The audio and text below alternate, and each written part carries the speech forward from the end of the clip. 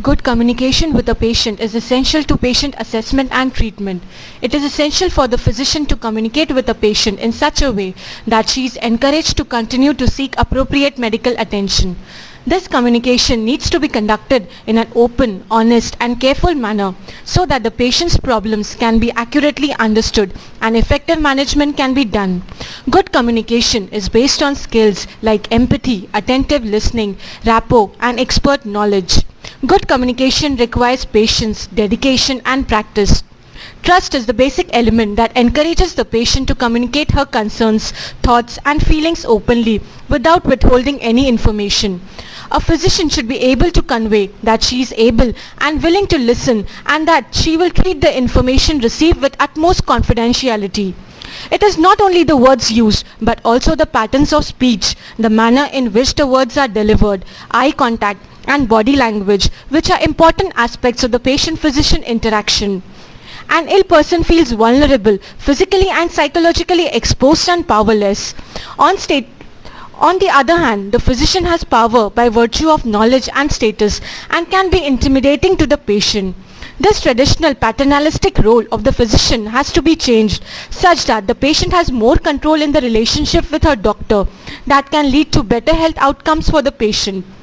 If the patient perceives that she is given as much information as possible and that she participates in the decision, she will react to the proposed treatment plan with lower levels of anxiety and depression and will comply with the plan once it has been initiated. Good communication maintains a relationship between the patient and physician that fosters ongoing care, including behavior modification. Men tend to talk more than women, interrupt women, and control the topics of conversation. Their speech tends to be characterized by lecture interruptions and commands, while women's speech tends to be characterized by silence, questions and proposal. Hence, male physicians tend to take control and be more assertive than female physicians. All physicians, irrespective of their gender, have to be attentive to their style of speech because it may affect their ability to elicit free and open responses from their patient. The highly personal and intimate nature of many gynecological conditions require particular sensitivity to evoke an honest response from the patients. Here are some recommendations to help achieve better rapport with the patients. Speak in a calm, quiet manner. Use positive language in the form of agreement and approval. Listen more and talk less. Employ silence, nods or small facilitative comments encouraging the patient to talk while you listen. Build a partnership by paraphrasing, interpreting the patient's word and asking for opinions. Pursue the topics introduced by the patients. Minimize use of interruptions, issuing commands and lecturing. Give complete response to the patient's question. Use open-ended questions like, how are you doing and how does that make you feel? Ask rephrased questions. Look for windows of opportunity.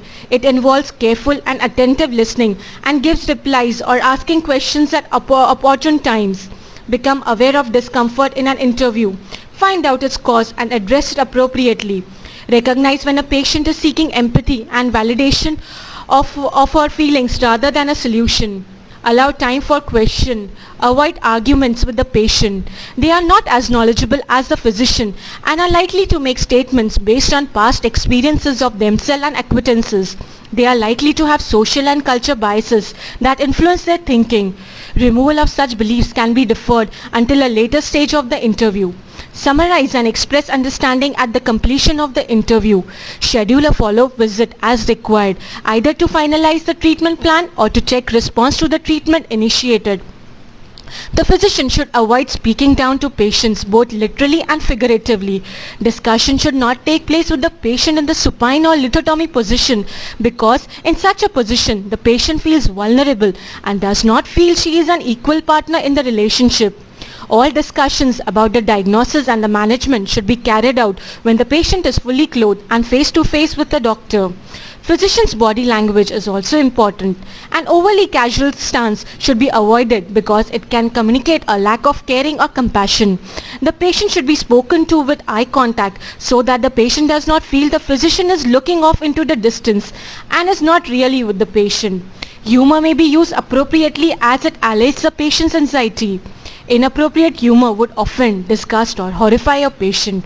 It makes her uncomfortable or it may seem disrespectful of her. Such humor should be avoided.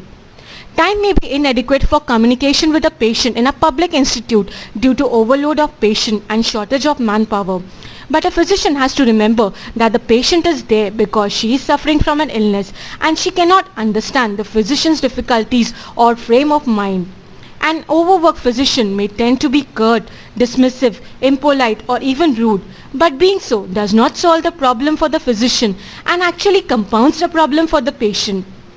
If one has to see the patient irrespective of one's feeling, one might as well do a good job of it, which does not take any longer and leaves both the patient and the physician in better physical and mental states. Poor communication often leaves the patient dissatisfied, and if the outcomes of the treatment is not good, the patient and her relatives are quite likely to feel that there was negligence on the part of the healthcare providers. This increases the likelihood of verbal and physical violence against the physician and even lawsuits. Such patients tend to bring about the pressure for better care from the administrators, politicians and thugs. Valuable resources are wasted while sorting out such issues. Such events are best avoided. If a patient is transferred from another clinic or hospital and if one feels that there has been some deficiency in the treatment given before referring the patient, criticizing the previous healthcare providers in front of the patient is not warranted. It tends to create distrust about doctors, promote litigation against the previous healthcare providers and does not improve the outcome of the treatment anyway.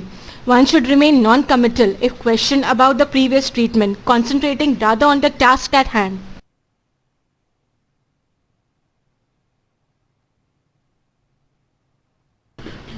Madam madam एक बार देख लो ना।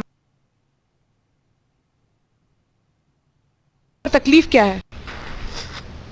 Madam कल OPD का छुट्टी था ना, इसलिए आज दिखाने आई हूँ। 7वां महीना चल रहा है। वो तो ठीक है, पर तकलीफ क्या है? मैडम तकलीफ कुछ नहीं है, ऐसे दिखाने ही आई हूँ। अरे ऐसे ही दिखाने के लिए इमरजेंसी में चली आई? टाइम देखा है तुमने? 11:30 बज रहे हैं। ये कोई टाइम है आने का? मैडम जब आदमी को टाइम मिलेगा तभी तो आऊंगी ना दिखाने।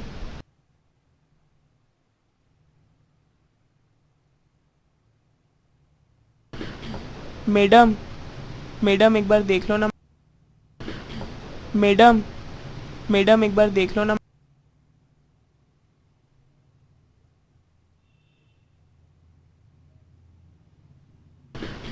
मैडम मैडम एक बार देख लो ना। मैडम मैडम एक बार देख लो ना।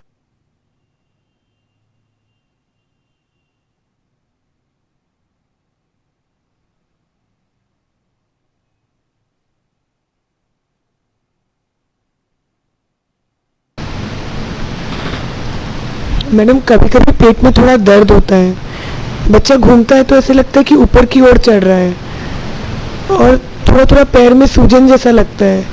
कभी खाना भी ढंग से नहीं खाता है। फिर नींद में भी तकलीफ होती है, ऐसे लगता है नींद आ रही है नहीं आ रही है। और सुबह सुबह लगता है कि बच्चा बराबर से घूम भी नहीं रहा है। और पेट तो दुखता ही है थोड़ा थोड़ा, कभी नीचे दुखता है कभी ऊपर की ओर दुखता है। और आज तो मेरा सुबह सुबह सर भी बहुत दुख रहा था मैडम। सब दवाई तो मैं ले रही हूँ बराबर से मैडम, पर ऐसे लग रहा है कि आप एक बार देख लीजिए, कोई और तकलीफ तो नहीं है मैडम। और ज़्यादा काम करो तो थकान सी भी महसूस होने लग जाती है, ऐसे लगता है थोड़ा बैठ जाए। और सांस भी फूलने लगती है। शाम को थोड़ा थोड़ा बुखार सा लगने लगता है। खाना तो मैं खाती हूँ लेकिन बराबर से भूख नहीं लगती है मैडम। खाना पचाने में भी दिक्कत सी होती है। और पेशाब में भी ऐसे लगता है कि बार बार जाना पड़ रहा है। ऐसे तो सब ठीक है लेकिन थोड़ा पेट में ऐसे कड़क कड़क लगते रहता है। कैसे लग रहा है कि बच्चा घूम रहा है कि नहीं घूम रहा है। और कभी कभी चक्कर सा आने लगता है, ऐसे लग रहा है कि सिर दुख रहा है, सिर घूम रहा है। कुछ समझ नहीं आता है क्या करें मैडम। और अभी 4 दिन से तो भूख भी नहीं लग रही थी।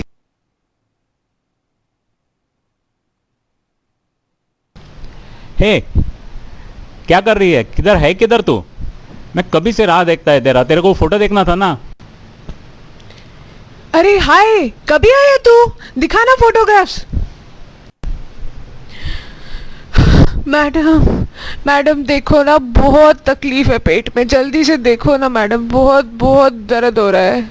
देख, ये देख, ये देख, ये वो पहला दिन होता है ना, वो हलत बिलत लगाते हैं, वो टाइम। मैडम देखो ना, बहुत तकलीफ है पेट में, जल्दी से देखो ना मैडम, बहुत बहुत दर्द हो रहा है। देख, वाओ, तेरी बहन कितनी सुंदर लग रही है। और ये तेरे बाजू में लड़की कौन है? क्या यार, क्या कुछ भी क्या बोलती है? क्या कोई मिला नहीं क्या तेरे को सुबह से? मैं लड़की विड़की वाला नहीं हूँ। चल चल, मुझे मत बना, कुछ चल रहा है क्या तेरा? अच्छा अच्छा, खूब ऐश करके आया तू, हाँ?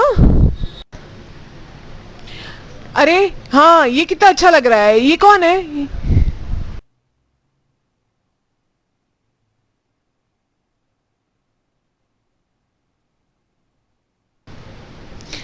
अरे ये पेशेंट बड़ी देर से वेट कर रही है, चलो फोटोग्राफ्स बाद में देखते हैं। मैडम, कल ओपीडी का छुट्टी था ना, इसलिए आज दिखाने आई हूँ। 7वां महीना चल। अच्छा, अब आ गई हो तो मुझे एक बार जांच करने दो। कुछ पेट में दर्द तो नहीं है ना?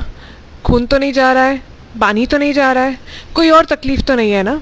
तुम्हारी जो गोलियां खा रही हो वो वैसे ही खाती रहो, ठीक है? ओपीडी में आती तो अच्छा रहता, वहाँ पर तुम्हारी सारी जांच हो पाती, वज़न की जांच हो पाती, पेशाब की जांच हो पाती। यहाँ खूब सारे इमरजेंसी के पेशेंट्स हैं, देखो दिख रहा है ना तुमको, डिलीवरी होने वाले पेशेंट्स हैं। तो इस बीच में मैं तुम्हारा बहुत अच्छे से सब तपास तो नहीं कर पाऊँगी। तुम्हारी दवाइयाँ ख़त्म हो गई हैं तो मैं उसका प्रिस्क्रिप्शन लिख कर देती हूँ। 1 हफ्ते की दवाइयाँ मुझसे लेकर जाओ और अगले हफ्ते मंडे को आकर फिर से दिखाओ। बीच में कुछ तकलीफ़ होती है तो यहाँ पर आ जाना।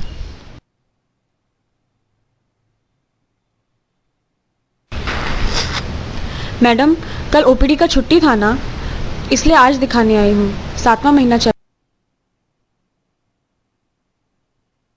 अच्छा, अब आ गई हो तो मुझे एक बार जांच करने दो। कुछ पेट में दर्द तो नहीं है ना? खून तो नहीं जा रहा है? पानी तो नहीं जा रहा है? कोई और तकलीफ तो नहीं है ना? तुम्हारी जो गोलियां खा रही हो वो वैसे ही खाती रहो, ठीक है? ओपीडी में आती तो अच्छा रहता, वहाँ पर तुम्हारी सारी जांच हो पाती, वज़न की जांच हो पाती, पेशाब की जांच हो पाती। यहाँ खूब सारे इमरजेंसी के पेशेंट्स हैं, देखो दिख रहा है ना तुमको, डिलीवरी होने वाले पेशेंट्स हैं। तो इस बीच में मैं तुम्हारा बहुत अच्छे से सब तपास तो नहीं कर पाऊँगी, पर एक बार देख लेती हूँ। तुम्हारी दवाइयाँ ख़त्म हो गई हैं तो मैं उसका प्रिस्क्रिप्शन लिख कर देती हूँ। 1 हफ्ते की दवाइयाँ मुझसे लेकर जाओ और अगले हफ्ते मंडे को आकर फिर से दिखाओ। बीच में कुछ तकलीफ़ होती है तो यहाँ पर आ जाना।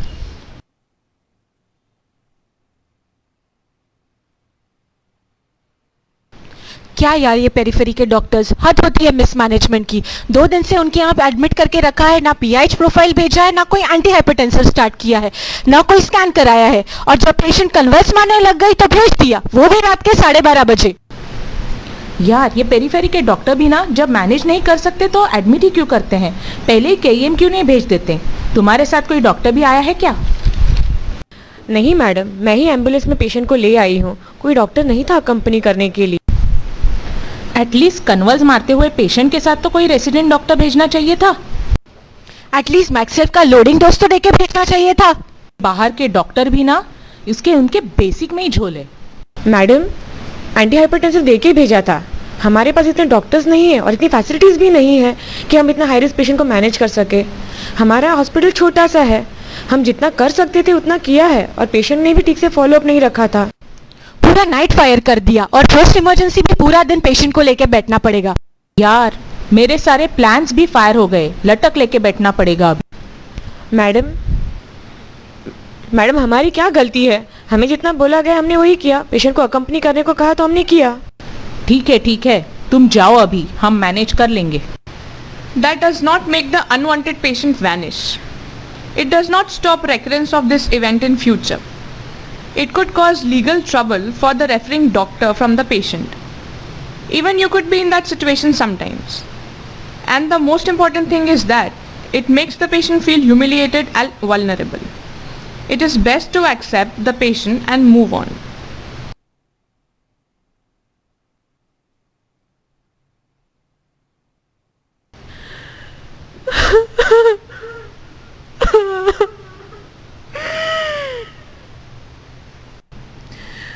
डॉक्टर साहब, क्या हुआ है मेरे बच्चे को? कोई कुछ नहीं बता रहा।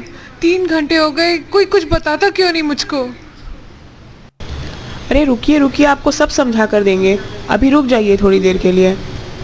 आप ऐसे रोइए मत, अब रोने से कुछ फ़ायदा नहीं होने वाला है, अभी रोइए मत आप। आपको भरोसा रखना पड़ेगा, आपको धीरे रखना पड़ेगा थोड़ा सा, अभी कुछ नहीं होगा रोने से, बताएंगे आपको आकर। That was not very good, was it? Let us see how we can do it better. Madam ji, कम से कम आप तो बता दीजिए कि शाहीन के बच्चे के साथ क्या हुआ है, हमें कोई जवाब नहीं दे रहा। What's happening, Nidhi, with this patient? What has happened to the baby?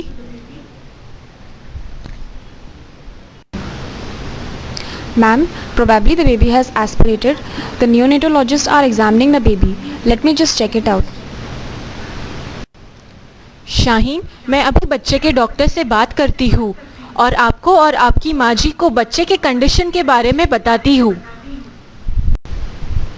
जी, शुक्रिया डॉक्टर।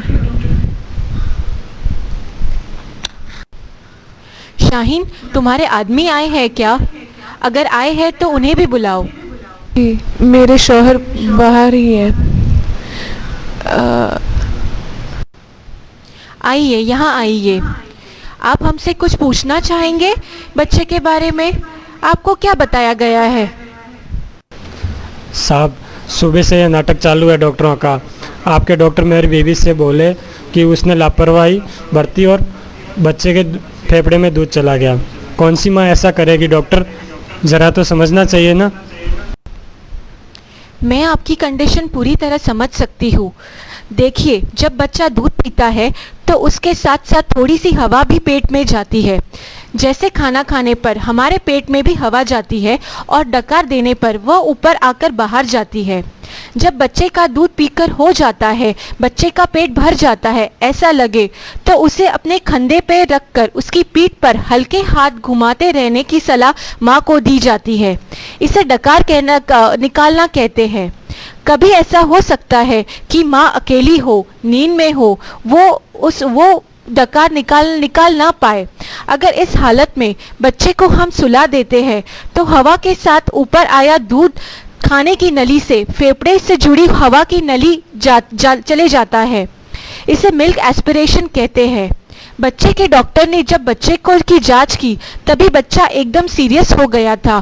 उन्होंने बच्चे को ऑक्सीजन लगाया, हवा की नली में सक्शन वगैरह सब कुछ किया, मगर शायद आपको पता चलने के कुछ समय पहले ही ये हादसा हो चुका था।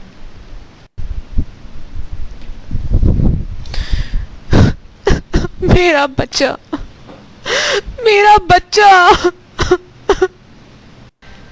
शाहीन, आपका दुख मैं शायद पूरी तरह से समझ भी ना पाऊँ।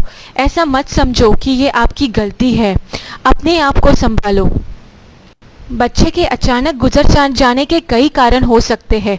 उनमें से एक कारण मिल्क एस्पिरेशन है और कुछ बीमारी भी हो सकती है। ये जानने के लिए बच्चे का पोस्टमार्टम किया जाना चाहिए, ऐसा हमें लगता है। उससे हमें पक्का पता चल सकेगा कि बच्चा गुजर जाने की वजह क्या है। नहीं साहब, जो हुआ सो हुआ, सिरफार करने से क्या फ़ायदा, हमें नहीं चाहिए पोस्टमार्टम। मैं आपकी दुविधा समझ सकती हूँ। मेरी राय यह है कि आप अपने बाकी घर वालों से सलाह मशवरा करें और नक्की करके आप बताएं कि पोस्टमार्टम करवाना है या नहीं। तब तक शाहीन का ख्याल रखें। अगर और कुछ पूछना हो तो हमारे डॉक्टर्स को बताएं, वो आपको मेरे पास ले आएंगे। शाहीन, अपना ख्याल रखना।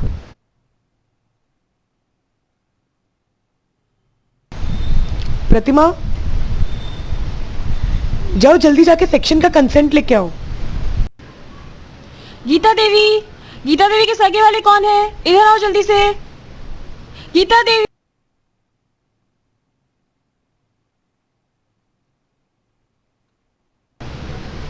जल्दी से 10 साइन कर दो। देखो, माँ, बच्चे का धड़कन कम हो रहा है तो माँ का जल्दी से सीजर करना पड़ेगा। आओ इधर साइन करो जल्दी से।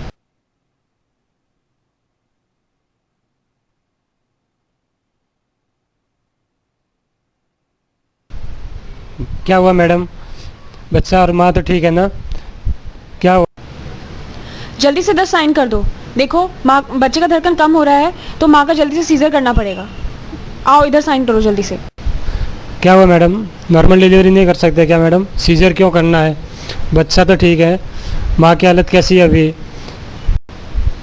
वो सब तुम रहने दो, अभी बस साइन कर दो, बाद में बताएंगे तुमको सब कुछ। माँ और बच्चे के बारे में सब कुछ बताते हैं, अभी जस्ट साइन करो।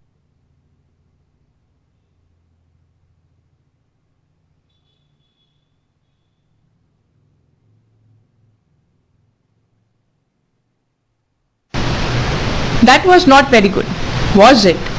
Let us see how we can do it better. जल्दी से 10 साइन कर दो। देखो माँ बच्चे का धड़कन कम हो रहा है तो माँ का जल्दी से सीजर करना पड़ेगा। क्या हुआ मैडम, बच्चा और माँ तो ठीक है ना? देखो उसको डिलीवरी का दर्द अच्छे से नहीं आ रहा था, ठीक है, और बच्चे को कम ऑक्सीजन मिल रहा है और उसका बच्चे का धड़कन भी कम हो रहा है, इसलिए हम लोग उसका सीज़र लेना चाहते हैं। हमारी ओर से तैयारी चालू है, इसलिए तुम साइन कर दो ताकि हम लोग उसका सीज़र कर सकें।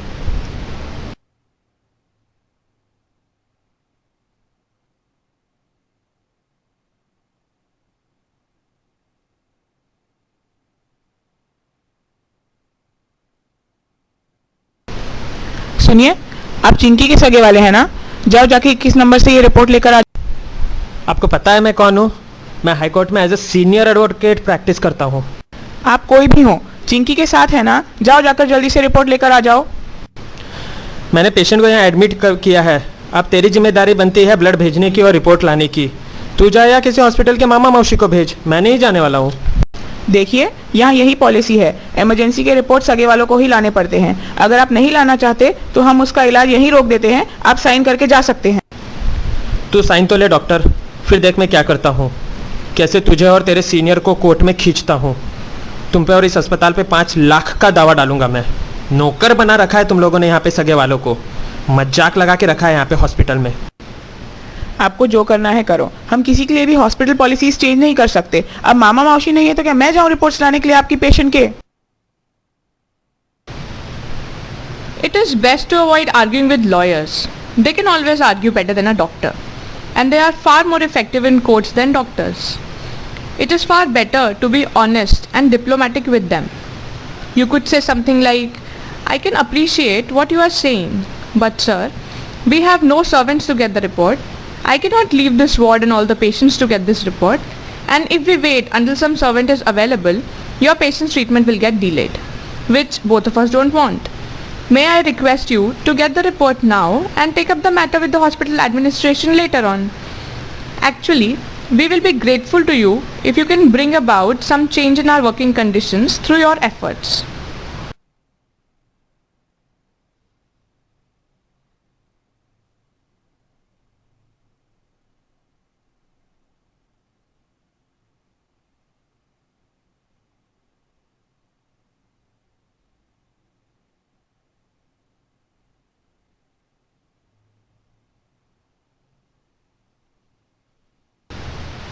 सिस्टर, मैं ऑपरेशन के बारे में कुछ पूछना चाहती हूँ।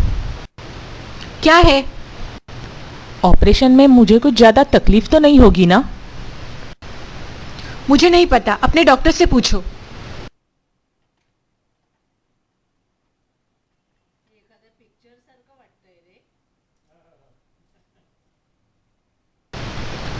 मैडम, मुझे ऑपरेशन में कुछ ज़्यादा तकलीफ तो नहीं होगी ना? देखो भाई, एक चींटी काटती है तो भी तकलीफ तो होती है ना, तो इतना बड़ा ऑपरेशन होगा तो तकलीफ तो होगी ही ना। पर मुझे कितना दिन आराम करना पड़ेगा और ऑपरेशन के बाद मैं काम कर पाऊंगी ना? ये सब तुमको डिस्चार्ज के टाइम पे बता दिया जाएगा। डिस्चार्ज कार्ड में सब लिखा रहता है, हम सब बता के भेजेंगे। That was not very good, was it? Let us see how we can do it better.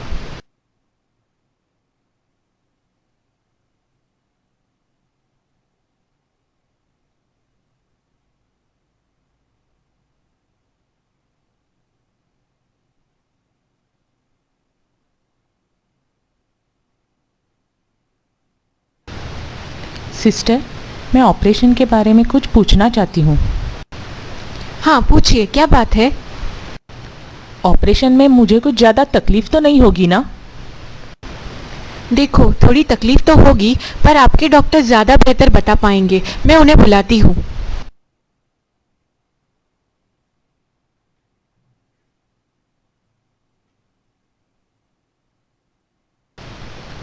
Madam, मुझे ऑपरेशन में कुछ ज़्यादा तकलीफ तो नहीं होगी ना? आप घबराओ मत, थोड़ी तकलीफ तो होगी, लेकिन दवा गोली से आप बेहतर महसूस करेंगे। पर मुझे कितना दिन आराम करना पड़ेगा?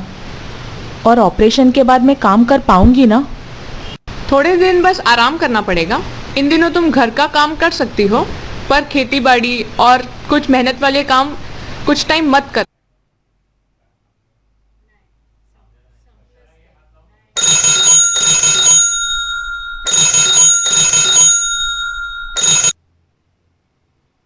हेलो।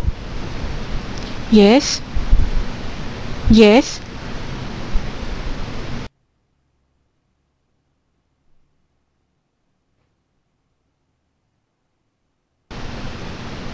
ओके।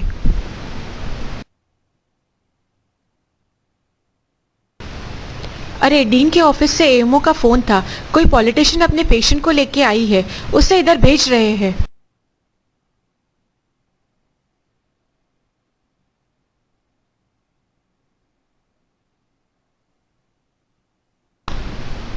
डॉक्टर, जरा मुझे देखो ना।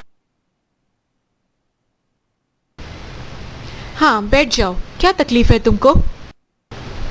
2 महीने से मुझे मासिक ही नहीं आया है और सुबह से पेट में बहुत दर्द हो रहा है।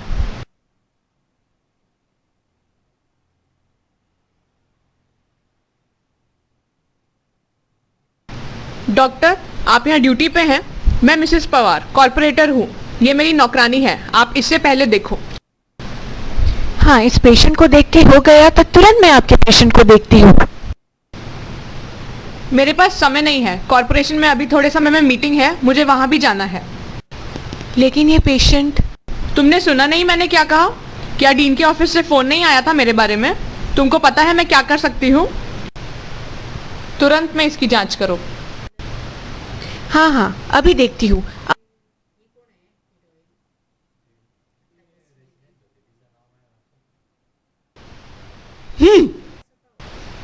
Stupid stupid stupid! क्या सोचते हैं ये लोग अपने बारे में? क्या हम लोग इनके नौकर हैं? क्या ये लोग आसमान से टपके हैं कि वो बताए और हम वैसा करें?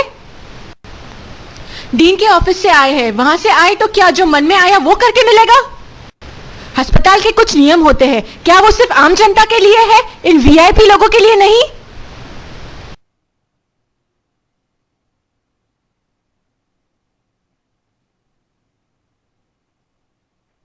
आओ यहाँ बैठो।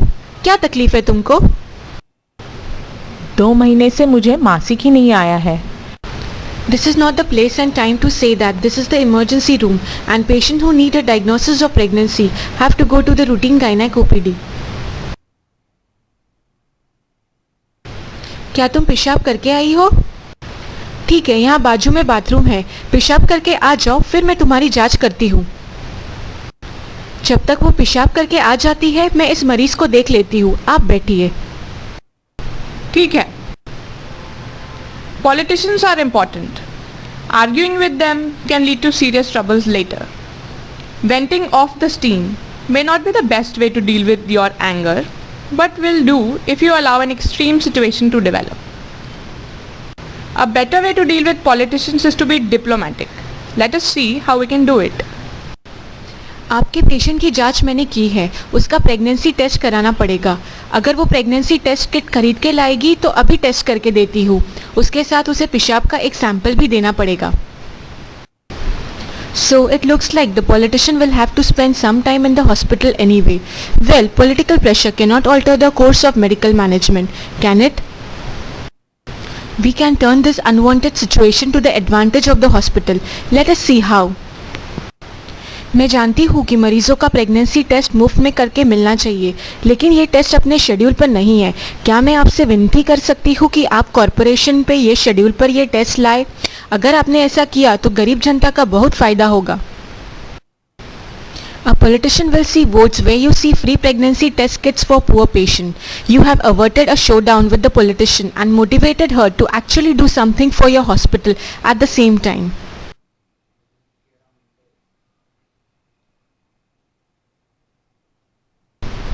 डॉक्टर तुम ड्यूटी पे हो, मैं पिंकी का आदमी हूँ। आपने मेरे पेशेंट की हालत देखी है, चल क्या रहा है यहाँ पे, कोई उसकी तरफ ध्यान क्यों नहीं दे रहा है। 4 दिन से यहाँ पे काम छोड़ के बैठा हूँ, सुबह शाम आप लोग आते हो, कोई कुछ समझाता है नहीं। रोज़ रोज़ सिर्फ नई खून की जांच भिजवाते हो, कभी 109 नंबर में ले जाओ, कभी ब्लड बैंक में ले जाओ। यहाँ से यहाँ सिर्फ दौड़ रहे हैं हम लोग सगे वाले सब। कभी कहते हो कि डिलीवरी करना पड़ेगा, कभी बोलते हो बड़े मैडम को पूछ के बताएंगे। जो भी चीज़ है एक बार में समझाओ ना मैडम आप लोग। अरे भैया देखो, आप हमको मत समझाओ कि हमको क्या करना है क्या नहीं करना है। उनका बीपी मॉनिटर करने के लिए उनको एडमिट करके रखा हुआ है। लेकिन आप फाइनल तो बताओ कुछ मैडम, 4 दिन हो गया एडमिट करके, कभी बोल रहे हो डिलीवरी करेंगे, कभी बड़े मैडम से पूछ के बताओगे। एक बार हालत तो देखो मैडम उसकी कितनी खराब हो रही है। भैया देखो, यहाँ बड़े डॉक्टर के डिसीजन के बिना कुछ भी नहीं कर सकते हम। अगर आप नहीं जानते हो क्या करना है तो मुझे पता है यहाँ पे हॉस्पिटल में क्या करना है। आग लगा दूंगा इस हॉस्पिटल को। यहाँ पे 4 लोगों को बुला के यहाँ पे अभी मारा मारी चालू करता हूँ। तुम आओ बाहर, तुमको दिखाता हूँ मैं कि क्या चीज हूँ मैं यहाँ पे। No, this can turn ugly. You have to handle this with extreme caution. It is best you say something like, "Let me get my senior officer to talk to you. Will you please wait while I call him?" If conditions reach a point when violence seems imminent, it is best to call the security officer and the administrative office.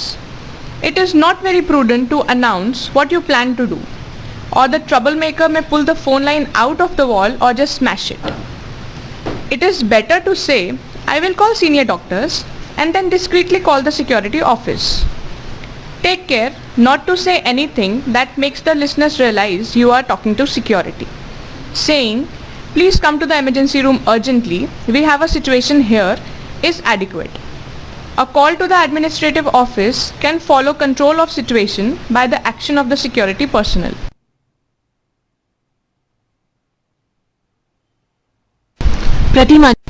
प्रतिमा जल्दी जाओ और patient को prescription देके आओ।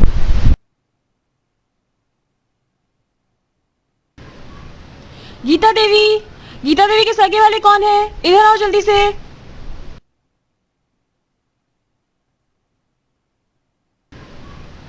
गीता देवी के सगे वाले कौन है? इधर आओ जल्दी से। गीता देवी के सगे वाले हो? किधर थे तुम? जाओ जल्दी जाओ, ऑपरेशन के लिए दवाइयाँ लेकर आओ। क्या हुआ मैडम, बच्चा और माँ तो ठीक है ना? क्या अभी तो ठीक है, तुम अगर जल्दी से दवाइयाँ नहीं लाए तो कुछ भी हो सकता है। जाओ जल्दी जाओ। हाँ लेके आता हूँ, अभी लेके आता हूँ। जाओ जल्दी जाओ।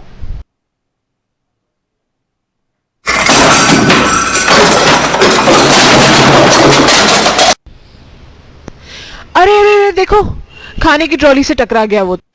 ओह शिट, अभी प्रिस्क्रिप्शन कौन लाएगा? That was tragic. Let us see how to give a prescription from an operation theatre. Gita देवी के सगे वाले कौन है? इधर आओ जल्दी से। गीता देवी के सगे वाले कौन है? क्या हुआ मैडम, बच्चा और माँ तो ठीक है ना? अरे भैया, आज ऑपरेशन के लिए आपसे कल ही सामान मंगवाया था ना, पर अभी मालूम पड़ा है कि अस्पताल में कुछ और सामान भी कम है, तो वो आपको लेकर आना पड़ेगा। पैसे का इंतज़ाम तो है ना आपके पास? मैंने बताया था आपको कि 1500 रुपये लग सकते हैं, उतने में आ जाएगा। अभी आधा घंटा है ऑपरेशन को, आप जाकर लेकर आएंगे प्लीज़? हाँ लेके आता हूँ, अभी लेके आता हूँ। Communication skills is an area of medical curriculum that has been introduced in only the last few years, probably because everyone was concerned so far in teaching known aspects of medicine, developing new aspects, and in general making progress. Still, the concept of faith healing has been there for a long time, right from the ancient times. Patients of some doctors get better faster than of some other doctors, even if all doctors prescribe the same medicines. This is related to better communication with the patients. Doctors who inspire hope and confidence in their patients achieve better results because they communicate with their patients better. Doctors who speak well with their patients have more prosperous practice as compared to equally or even more knowledgeable doctors, only because they talk to their patients better. The modern times have a change in one scenario as compared to the old times. The doctor is no more in God position. The patients and their relatives do not trust the doctors blindly. They have suspicion that the medical practice of modern times is commercial rather than of dedication to healing others. They often question the actions of doctors when the result of therapy is not as expected. The modern doctor who does not the time and patience to communicate with the patients well has distanced himself from the patients. But his curt statements, sometimes rude behavior, and an attitude that he is always right and no one can touch him is resented by dissatisfied patients. This is the root cause of assaults on doctors and police complaints, malpractice suits, complaints in medical councils and human rights commissions against doctors. A doctor often does not remember that the patient has gone to him because he is ailing and needs relief. He forgets that the patient needs as much emotional support as medical treatment. He forgets that the patient is a human being with emotions, feelings, self-respect and pride. He forgets that he has to communicate with the patient the same way or even better than he communicates with those near and dear to him. When the patient realizes that he is helpless against the superior position of the doctor by virtue of his medical knowledge and expertise, he finds ways that are available to him like physical violence, peer pressure, political pressure, administrative pressure and legal recourse. A vast majority of these events are totally avoidable by just communicating well with the patient. In a busy public hospital, the resident doctors are overworked because there are too many patients, of whom many require critical care. The doctor gets little time to eat, drink and sleep. There are pressures from patients for satisfactory results, from seniors for meticulous working, from personal point of view to complete studies with good grades. The happiness of working sometimes gets lost somewhere down the line and the doctors become irritable, curt, rude and distant. Their communication with even colleagues from other departments often leaves much to be desired when an event occurs that implies more work for the tired doctors. Such things happen when patients are transferred to their institutes from other hospitals. They also occur when the patient suffers from an illness that they feel should be treated by doctors from other specialties. They do not realize that their poor communication is hurtful to the patient whom they are striving to heal.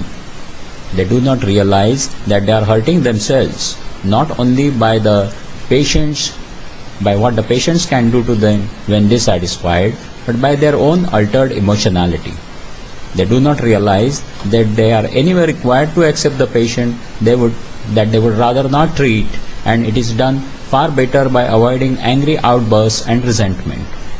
The work would get over faster if they did not spend time on arguments. It would be much more pleasant experience for everyone if they were nice, polite and respectful. This set of videos was made after years of experience of poor communications between doctors and others, after seeing a lot of unhappy patients, dissatisfied colleagues and furious politicians and administrators. They were made after a few doctors were assaulted by relatives of dissatisfied patients. I had been toying with this idea for a long time. When I voiced it to a couple of resident doctors, they loved it. They called like-minded other resident doctors and some faculty. Their enthusiasm was catching. The planning of the videos was not difficult. We saw miscommunications every day, but they were innovative. They designed costumes out of locally available things like a lawyer's collar and a nurse's cap out of paper and micropore tape. They achieved traditional appearance of clothes out of a few tons of dupatta over the head and around the shoulders. They acted no less superbly than some professionals on the silver screen.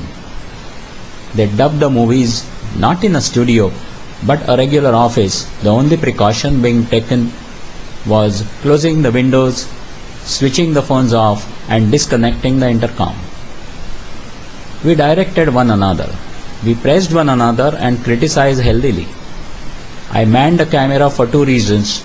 The first was that it was mine, and the other was that I had had a lot of more experience shooting operative videos. Making movies was challenging, which made it all the more enjoyable. I remember the struggle in synchronization of the audio with lip movements. I remember the struggle at enhancing the audio volume. The experiments done to achieve the end result taught us so much that we would not have learned by doing a course in some academy. The spirit of working together on the project made us forget the differences in our age as faculty and resident doctors. It made us equal, which we would never have thought possible.